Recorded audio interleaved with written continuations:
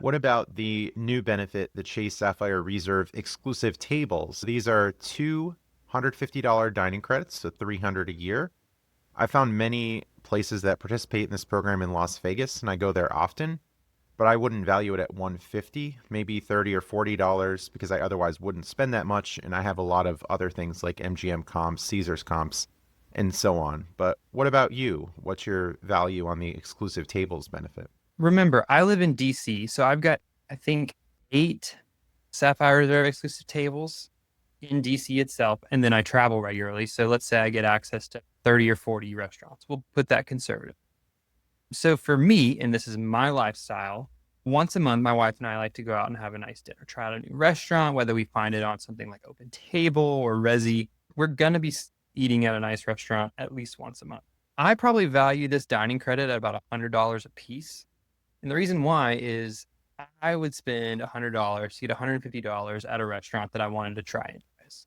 We are the people who, if it has good reviews, let's go try it. We love to try all different kinds of food. Looking at the Sapphire Reserve exclusive tables, for me personally, in DC alone, we try about 2/3, 75% of them. Okay, so we'll give that 200 for you. So if we were needing to overcome the $400, then we're 200 down, so we're at 200 remaining. We'll move on to the next benefit, DoorDash, two $10 a month convenience store credits, so that's 20 a month, and a $5 credit at restaurants. I think this is okay. I'm only using it because I have the benefit. I've been going to Subway, getting a flatbread. It's about $1.50 after the credit.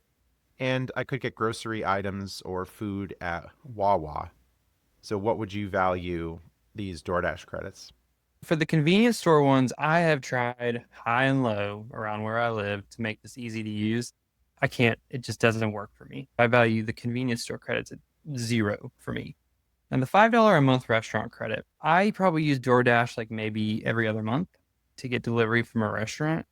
So that would say 6 months, $5 a month, that's $30. We'll move on to the $300 StubHub credit. So this is a $150 credit twice per year. I'll be seeing Wizard of Oz at Sphere, going to see the Wizard, the wonderful Wizard of Oz.